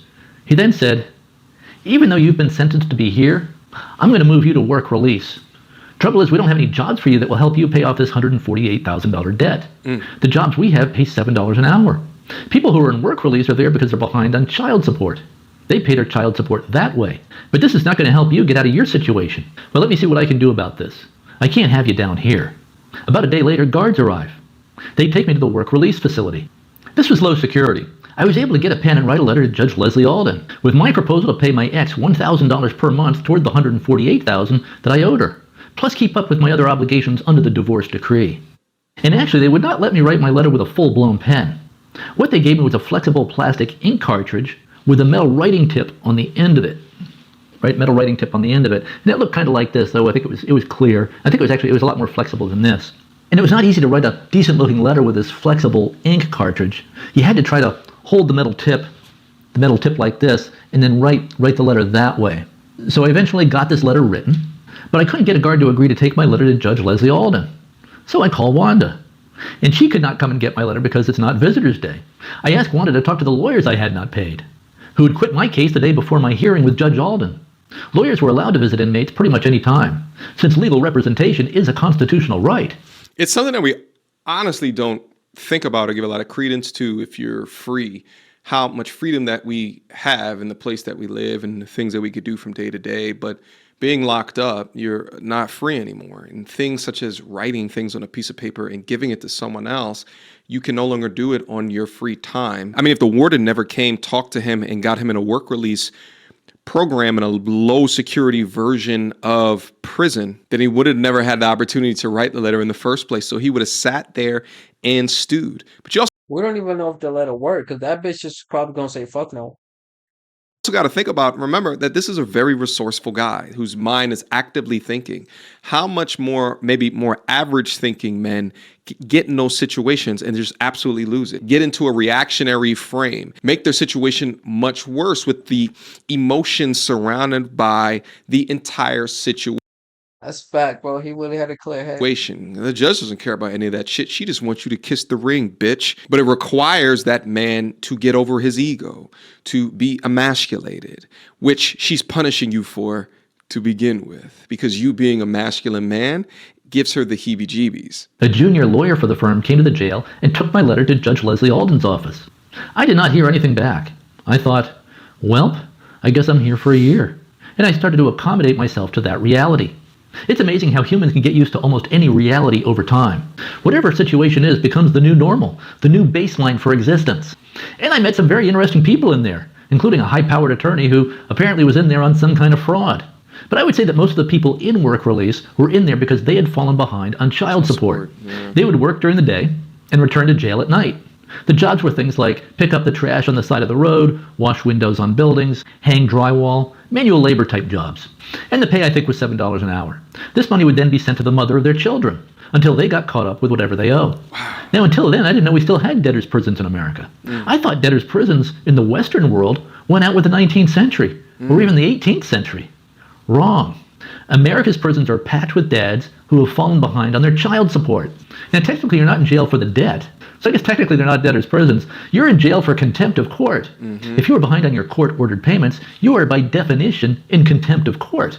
And even though it's work release on pretty low security, it doesn't mean there aren't rough characters in there. There were some truly scary inmates in work release, one white guy in particular. He offered to solve my problem with my ex for $800. I won't even repeat the details of what he said could be done. So I stayed away from him. That kept me awake at night. Holy crap. So yes, there were some hardcore violent felons in work release. These were felons getting set to be released into society. so had been moved out of heavy security to work release, in preparation for release onto an unsuspecting public to commit more real crimes. 1 day a week is visitor day, so my status in the jail was increased dramatically when Wanda walked in dressed to the nines. Hello. She looked great. The inmates were like, man, wow. And I told them she was my girlfriend. It's interesting how the perception of the woman that you're with can actually raise your status as a man, as a high value man, even as a low value man. But it is absolutely true. If you walk into a business meeting, a sales dinner, if you're a church meeting, what have you, whatever the situation is, and your chick is clean, calm, cool, correct, feminine, beautiful, sexy, stacked, the amount of respect and hate that can come because of that, it's dope. Also, the amount of women that find you much more attractive when you do that. Because then they're like, oh, okay, look at his value, because she's validating his value because of how bad that she is. One said, even more impressive, she knows you're dead broke. Oh, your ex $140,000 plus $12,000 per month. And she's still coming to visit you? Yeah. That's a good woman. It's a good woman. You'd better keep her. Yeah. The thing I hated most about jail was the food. The food was just awful in there. Bologna sandwiches on white bread for lunch. And that was the best food they usually gave us. They served us some kind of horrible gruel for breakfast and dinner. I lost 10 pounds in there. Just could not eat this awful food. Made me want to throw up. Well, once a week we did get fake eggs for breakfast. That was supposed to be a treat. And 1 day a week we got fried chicken for dinner. That was also supposed to be a treat. There was also something wrong with the water. I felt like the water was corroding my teeth. The food was supplied by a private company. It just could not be worse. And after meals, if you can even call these meals, we were searched by guards when coming out of the cafeteria, in order to make sure that we were not carrying any utensils out with us that could be used as weapons. Despite these searches, some inmates were finding ways to smuggle fruit out of the cafeteria, chunks of melon mostly. Melon chunks were just about the only food that was edible in there, and the inmates would use these melon chunks to make wine. The winemaking operations in people's cells were well hidden. I was offered some, but I declined. I would have loved some wine, but didn't want to take any chances with this stuff. Yeah. Oh, and there's another fun detail. I was the only one in work release still in a green prison jumpsuit. Everyone else had regular clothes. They had jobs during the day, then returned to jail at night. But they could still dress as civilians. But there was no job for me to do. There was no $7 per hour job that they could give me that would help me with my $148,000 debt. I was not even supposed to be in the work release area. I was sentenced to be in the deepest, darkest hole in the Fairfax County Jail. But the warden basically just overruled Judge Alden and put me in the work release section, even though I wasn't supposed to be there. And shout out to all of the men that have helped him within his situation. I mean, you got to think about the Aryan guy with the swastika tattoo, the MS-13 guy with the face tattoos, the warden that helped him, the Indian character with the felony for assault that helped him. Like all of these guys, just Big Daddy, all of Murder, not assault, murder. these men just gathered together, this random cast of characters of different race, creed, color, religions, socioeconomic upbringing, and they took a look at him and said, Ben, you do not need to be here. Why are you here? F that judge. Your wife, your ex-wife, is a crazy, psychotic, psychopathic gold digger of a woman. Let's band together to help you get out. It's what we do as bros. But I still had to wear that green jumpsuit. So I really stuck out like a sore thumb in there. The other inmates would ask me why I was still in this green jumpsuit. So I'd launch into the story. And this provided great entertainment for everyone. I hadn't heard anything from Judge Leslie Alden. Didn't even know if the judge had received my letter. I assumed not. Then one day at around 5 p.m., I was on my bunk bed reading. I heard a guard yell my name, repeatedly. Benjamin Hart! Is Benjamin Hart in here? Yeah, that's me, I said. Come get your shit and get out of here, he said. So I went to the booth where they had my stuff. It was all in a plastic bag. My business suit was wrinkled and a mess, but everything was there. My wallet, my watch, my phone. I called Wanda. I asked her to pick me up. She said she could be there in 40 minutes. That's about the time it takes to drive from Rockville, Maryland to the Fairfax County Jail. I got out of my green jail jumpsuit and put on my wrinkled business suit. The warden was there to meet me on my way out. He was smiling. You'd better write fast and write every day to keep up with your payments, he said. I don't want to see you back here. Thank you, I said. Thank you for getting me out of the hole and up here. I'm not planning on coming back. The problem was I still had to pay my ex $12,000 per month, plus now $1,000 per month. This was no joke, especially since I had no business anymore. I had been in jail for 8 days and 8 nights. When I got out, my internet business was on the ropes. Right. Students were quitting and asking for refunds because they didn't see any seminars happening. Right. I left jail with $5 in the bank, no clients, and no business. Wanda and I had pretty much maxed out our credit cards. But my internet business was not completely gone. I sent out an email to all my students saying an emergency had come up and that the online seminars were resuming. So enough of them stuck with the program, and we rebuilt. I married Wanda 4 months later on December 6th. I thought any woman who would stick with me through this is absolutely marriage material. I gave him a lot of shit in the previous video speaking about why he selected to marry, But man, if she didn't show how much of a writer that she was, I don't really know another situation where a woman, especially a woman that has a background different from hers, right? That came from privilege. And I think for most of us living in American society is actually coming from privilege. I agree. Most people don't even understand that the average medium income within America puts you in the top 1% in the world. In the world. I understand it. The cost to purchase things here is a lot higher as well. But just think about that fact for a quick second.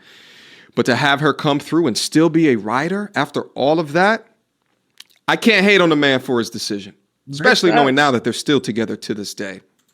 She sure wasn't into me for my money or my looks. So Wanda quit her job at Geico to help me with the internet business. She was great with customer service and tech support.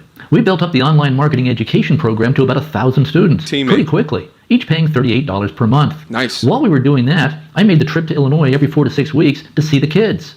By April of 2007, I thought I was financially strong enough to move to Illinois with Wanda full time. Oh, and the $1,000 per month that I was supposed to pay toward the $148,000 debt, well, that was temporary. To stay out of jail, I had to promise to Judge Alden that I would pay it off in 24 months, or it would be back in the slammer for me. By the way, when I say I paid Betsy $12,000 per month, here's where that number comes from. Because Betsy is challenging this number. Well, it was $4,000 for alimony, $4,600 per month for child support until age 22, $800 per month for the college fund, $1,000 per month for life insurance, $400 per month toward Betsy's health insurance, $1,000 per month for health insurance for the kids, and there were about $1,000 in monthly costs for out-of-pocket medical expenses for the kids. I wonder, do those paychecks go to where they're supposed to go, or does the mother get everything? Because like, if you're paying for the insurance, it goes to the insurance. If you're paying for college, make sure money goes, or does the mom just get everything and she's like, oh, she's gonna decide what to do with it? Because the bitch could have just pocketed all the bread. Why $1,000 per month for out-of-pocket medical costs? When I was a kid, I saw a doctor maybe 10 times total throughout my whole childhood. Hardly ever went to the doctor. Well, under our divorce decree, medical costs include more than just usual items that we think of as medical costs. Also included endless counseling and therapy sessions for the kids, plus eyeglasses, contact lenses, braces, etc. that were not covered by insurance. Betsy also seemed to be racking up extra unnecessary medical costs just to stick it to me, constantly taking the kids to out-of-network doctors that were not covered by insurance, and we actually had a lawsuit over this. So there was that aspect. So really, it was more than $12,000 per month for support that I was paying. So Wanda and I move out there in April of 2007. We are headquartered at the Homestead Inn in Lombard, Illinois, about 15 minutes from the kids, while we look for a place to live in LaGrange near the kids. Betsy is warning me in emails and text messages not to move there. She says I'll regret it if I do. So one Saturday, I think it was the second Saturday we were there, I swing by the house to pick up the kids. We go to breakfast and mini golf. After breakfast, Tori said she didn't want to go to mini golf. She wanted to be dropped off at home. So I drop her off at home. It was then me, Pete, Maddie, and Olivia at mini golf. After we're done with that, I bring them home to Betsy's house. When I arrive, Betsy is standing there.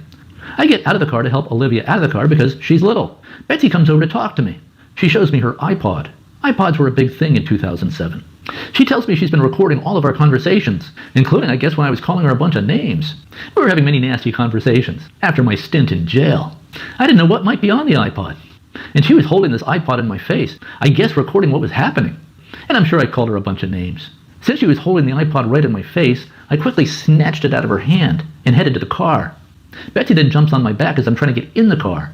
I shake her off, but she dives into the car after me and is sprawled across my lap trying to get the iPod. I push her out of the car as I'm taking off. I throw the iPod out the window on my way back to the homestead. I was told by my lawyer later that this was a big mistake because surreptitious recording of a conversation is a crime in Illinois. Meanwhile, Betsy goes to the police and files a domestic violence charge against me. She also files a charge of theft of her iPod. Wanda and I went to a restaurant right next to the homestead where we were staying. From the restaurant, we could see the police arriving at the homestead. We watch. We figured they might be looking for me. After the police leave, we go to our room to get our stuff. The front desk tells us that the police are looking for me. We decide to drive to Maryland where Wanda's family lives and regroup. We stay there until December. We live in the basement of Wanda's brother, Peter. We were basically in hiding. I needed time to build up our internet business some more, so I could return to Illinois and hire lawyers. Now, think about it in this context is that, because of him snatching and her then saying, aha, now I have something to get you thrown back in jail because I am bitter.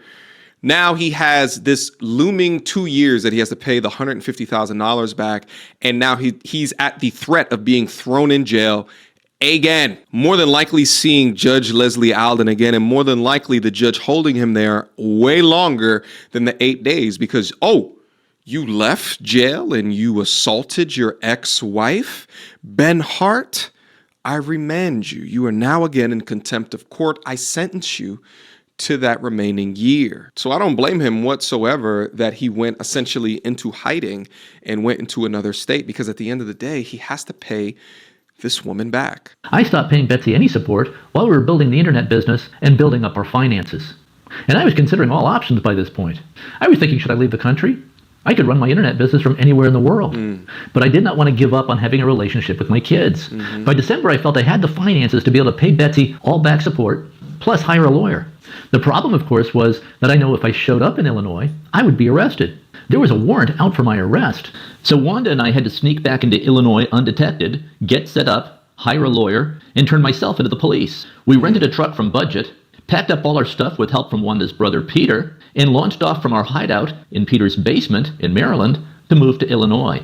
The problem was I was pulled over by a state trooper in Indiana because one of the taillights in the truck was out. Oh no. This was late at night, around 11 p.m. I pulled out my license and registration. The cop goes back to his car to check me out. He comes back and says, "Do you know there's a warrant out for your arrest in Illinois?" I answered yes. We're actually heading back there to deal with that now. In fact, we're moving to Illinois. All our stuff is in the back of this truck.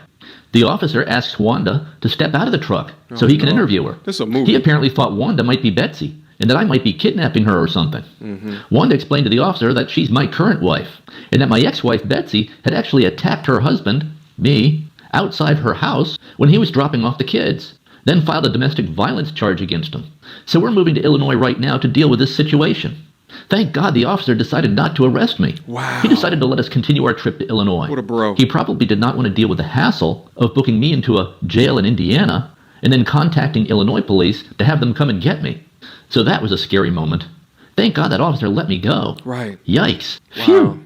So we continued on our way with our taillight that was out. So Wanda drove the remainder of the trip in case we were stopped again. And we made it into Illinois undetected. I hired a lawyer. I turned myself into the police. Spent a night in jail. I got out on bond by putting up $300 and began a 6-month left. But I said, I'm not sure I even touched her hand. I just snatched the iPod when she put it in my face. My lawyer said the assumption will be that you did touch her hand when you snatched the iPod. So that can be construed as assault plus theft. So in exchange for no trial and no conviction on the matter, I agreed with the court to attend some conflict de-escalation classes and to pay Betsy $120 for the iPod. The conflict de-escalation classes were actually very good, taught by a retired hostage negotiator. Everyone should take this class. There would be fewer deaths from road rage incidents and whatnot. And there were some people in there who had had road rage incidents. Betsy, of course, was suing me left and right. She had filed a protective order against me and filed a motion to prevent visitation. And here's that right here. And Betsy's motion to prevent visitation is actually titled Motion to Strike Petitioner's Petition for Visitation and Motion for Sanctions. Betsy's goal was to prevent me from seeing my kids ever again. She didn't want me seeing them at all. Fortunately, I had a wonderful support network, and I had a wonderful church life, and was already walking with God, and then he used that to come in and draw me. The fuck? I'm here. I was here first, bro. What the fuck? Go back to your side, nigga. Goddamn. I'm trying to be respectful of you and shit. You gonna just gonna come on my. I'm gonna take your side in. Think so much closer to himself. So when we say this is really hard, but I'm walking with God anyway. I had a better judge this time, a judge by the name of Murphy. Betsy's lawyers told Judge Murphy that I had disappeared and didn't pay support for months. But I was caught up, plus I had paid her interest. And the judge even said, well, he's standing here now. He caught up. He even paid you interest. What do you want me to do? Shout out to Judge Murphy. So this was a very different judge, not Judge Leslie Alden. Betsy's lawyers did not like this judge, so filed a motion to move the case from this suburban courthouse to downtown Chicago. The judge this time was not as good as Murphy. He made these legal proceedings a long, drawn-out process lasting about 6 months. But he did deny Betsy's motion to prevent visitation and tossed out her protective order. Good. All this set me back another $30,000 in legal fees. Betsy's been telling the kids and everyone else that I was trying to drag Betsy into the car, I guess for the purpose of kidnapping her. What sense does that make? No, I was just trying to get in the car and out of there. Yes, with Betsy's iPod. But Betsy had jumped on my back in an effort to get her iPod back as I was trying to get into the car. And I did push her out of the car onto the street. I then managed to shut the door before she could claw her way back into the car, and then I took off. But I'm sure the kids saw all this commotion on the street outside their house, and then believed Betsy's account of it. The kids, of course, had little or no clue about all these legal battles going on. How I was fighting both financially and in the courts for more than 2 years to reestablish my right as a dad to have a relationship with my kids. I had no idea that Betsy would take every legal step imaginable to prevent me from moving to Illinois, to prevent me from seeing my kids at all. Fortunately, I had a wonderful support network, and I had a wonderful church life and was already walking with God. And then he used that to come in and draw me, I think, so much closer to himself. So when we say this is really hard, but I'm walking with God anyway. I ultimately overcame all of this. But it's easy to see why the girls think that Dad, me, abandoned them. They had no idea all this was going on. And who knows what Betsy was telling them at home. In December of 2007, Wanda and I moved to a rental property in LaGrange, Illinois, a bit more than 1 mile down the street from the kids. I saw my son Peter throughout the week. He was always eager to hang out. And I generally saw the girls once a week. And I was always available anytime anyone wanted to hang out. So essentially, after this part, he goes in and shows additional photos with him as well as with his family, his children, to disprove the daughter and how she recounted his presence within their life and being abandoned. And here's the thing. And I think that, first off, shout out to Ben Hart for really going into the double click of this story. It really shows the upward battle or the upward hill that you have to traverse if you find yourself within the family court system, albeit his case is extreme because not only he gave 97% of his assets, but then also he got the literal worst judge that he possibly could have, complemented with a potential assault as well as theft charge right after that, which continued to complicate the situation. And mind you, within all of this time, he still has to make $150,000 to pay back his wife on top of the $1.7 million that he already afforded, plus the additional legal fees to fight the theft case that came after he got out of the jail. This is absolutely a harrowing story.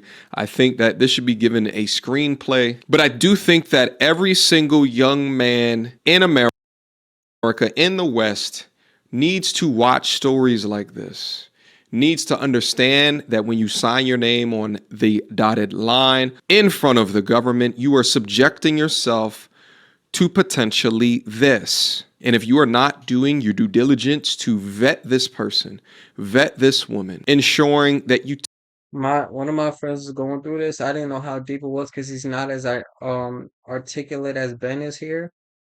But holy fuck, bro. It must be tough being a fucking single dad, especially if you're trying to be in your kid's life. Like, all you gotta have is one bitter bitch, and that's it. Fuck, bro. tick enough of the boxes, and to Ben's recount, You know what would hurt the most is hearing my kids call me a deadbeat. That would hurt the most. the finances was a major issue. But if you're not ensuring that you're like-minded enough in the major areas and components, whether it be finances, whether it be religious affiliations, political affiliations, if you're not ensuring that, then it's going to significantly increase the likelihood of failure later on. But the consequences of failure far outweigh for you as a man than for her as a woman.